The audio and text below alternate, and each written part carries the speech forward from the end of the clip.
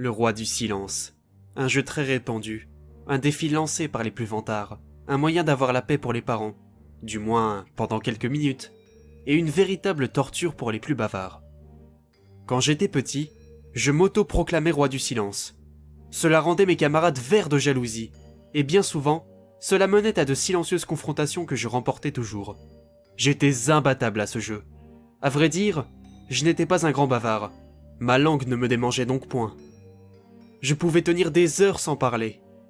Bien évidemment, cela n'avait rien d'extraordinaire, mais ça me rendait fier. Étant complètement nul aux autres jeux, je ne pouvais mettre de rouste monumentale à mes adversaires en dehors de celui-ci. Généralement, mes camarades de jeu ne parvenaient pas à tenir leur langue plus de 5 minutes. Bien qu'il était mon jeu de prédilection, je devais reconnaître qu'il n'était guère amusant. En classe, il nous arrivait de jouer au roi du silence, mais pas dans un cadre ludique.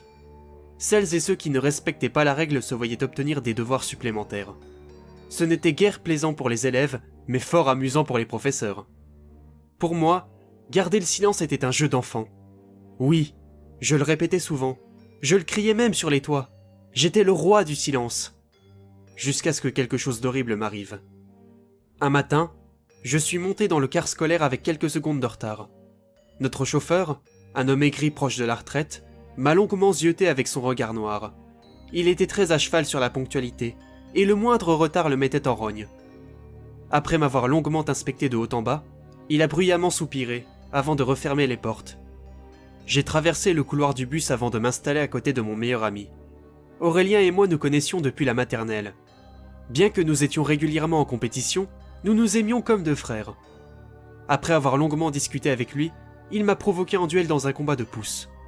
Tandis que le moteur du car ronronnait, nous nous sommes mis en place. Aurélien a longuement bataillé avant de me coincer. Il a bondi de joie, puis m'a lancé que j'étais extrêmement nul à ce jeu. Bien qu'il était mon meilleur ami et que j'étais très patient, je ne supportais pas ce genre de réflexion. La moutarde m'est montée au nez. T'es peut-être bon à ce jeu débile, mais t'es une vraie daube au roi du silence. Lui ai-je grogné. Il s'est tourné vers moi avec un visage contrarié. Lui non plus n'aimait point cela. Il m'a lancé qu'il était meilleur que moi en tout. Rouge de rage, je lui ai ordonné de me le prouver. Il m'a répondu qu'il n'avait absolument rien à prouver, mais qu'il relevait tout de même le défi. Il était bien trop fier pour refuser.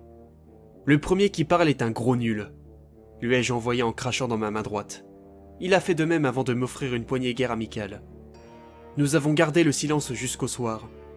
Après les cours, alors que nous montions tranquillement et silencieusement dans le bus, le chauffeur a interpellé Aurélien. Il lui a demandé d'ouvrir sa bouche, et naturellement, mon meilleur ami lui a demandé pourquoi. À ce moment précis, je lui ai adressé un petit coup de coude, mais il ne l'a point senti. Aurélien détestait qu'on lui crie dessus, et il savait très bien que le chauffeur allait sévèrement le disputer.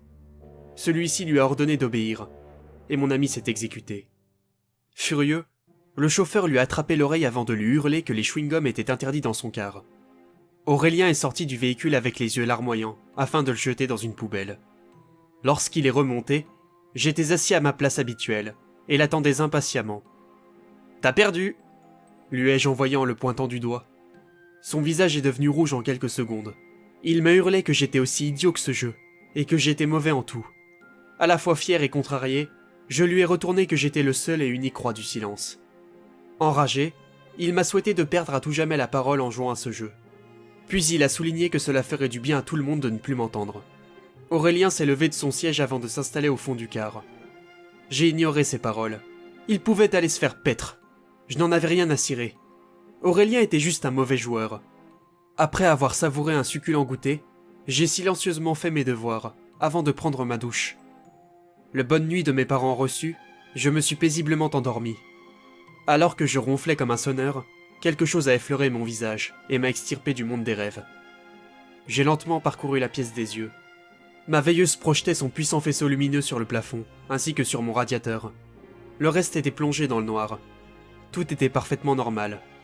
Pourtant, j'étais inquiet. Cette obscurité qui avait englouti mon bureau ainsi que mon coffre à jouets n'était pas la même que d'habitude. Elle ressemblait à un véritable trou noir. Apeuré, je me suis enfoui sous ma couverture. Je me suis lentement apaisé, puis mes yeux sont devenus lourds.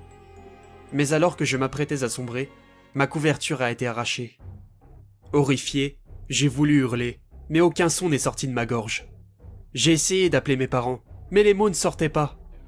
Autour de moi, le silence était de marbre. Je n'entendais plus la trotteuse de mon réveil, ni le réfrigérateur qui faisait autant de bruit qu'une locomotive. Soudain, quelque chose est sorti de l'obscurité. Cela mesurait au moins 2 mètres. Ça avait 2 bras mollement pendus à un corps long et difforme.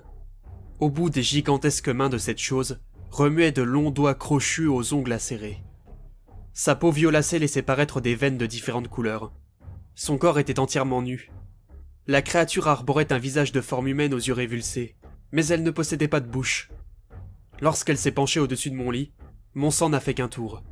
J'ai tenté de me lever, mais la chose a posé ses mains sur mes cuisses. Elle avait une force démesurée. La créature s'est mise à flotter. Elle a survolé mon lit avant d'approcher son visage du mien. Elle avait relâché mes jambes, mais je ne pouvais m'enfuir. Quelque chose exerçait du poids sur tout mon corps. Soudain, elle a dégainé de longues cisailles rouillées et tordues, avant d'ouvrir ma bouche avec son autre main. Elle a glissé le tranchant inférieur de l'outil sous ma langue, puis a placé son autre main sur le second manche. Mon cœur battait si puissamment qu'il semblait vouloir se sauver de ma cage thoracique. Soudainement, une voix retentit dans ma tête. Elle était rauque et caverneuse. « Il n'y a qu'un seul roi du silence. » Paniqué, je me suis mis à gesticuler dans tous les sens. Alors que la créature s'apprêtait à sectionner ma langue d'un coup sec, ma main a trouvé la lampe de chevet. Avec un geste maladroit, je l'ai écrasée contre la tête de la chose. Sonné, la créature m'est tombée dessus, puis a roulé sur le sol. J'ai retrouvé l'usage de mes jambes, et j'en ai profité pour m'enfuir. J'ai traversé le couloir en courant. Alors que je m'apprêtais à entrer dans la chambre de mes parents, quelque chose a attrapé ma jambe gauche, puis m'a tiré dans l'obscurité. Le roi du silence rampait sur le sol comme un nuisible, et tortillait son corps comme un invertébré. Il m'a tiré vers lui comme un vulgaire sac, avant de transpercer ma jambe avec ses cisailles. La douleur a traversé mon corps comme la foudre. Une importante quantité de sang s'est extirpée de la plaie. Mes doigts se sont fermement ancrés à la moquette, mais le roi du silence a tiré si fort qu'il m'a déboîté l'épaule. Totalement désespéré, je lui ai envoyé plusieurs coups de pied dans la figure, et la créature a fini par lâcher. J'ai titubé jusqu'à la chambre de mes parents. Derrière moi, l'obscurité gagnait du terrain. Le roi du silence s'apprêtait à m'attraper lorsque j'ai réveillé ma mère en la secouant. Elle a allumé sa lampe de chevet, et la créature a disparu. J'ai entendu la voix de ma tendre maman, puis le ronronnement du frigo. J'ai retrouvé l'usage de la parole. Je me suis effondré dans les bras de mes parents qui ont mis du temps pour me consoler. Ensuite, ils m'ont conduit à l'hôpital où j'ai reçu des points de suture pour ma jambe.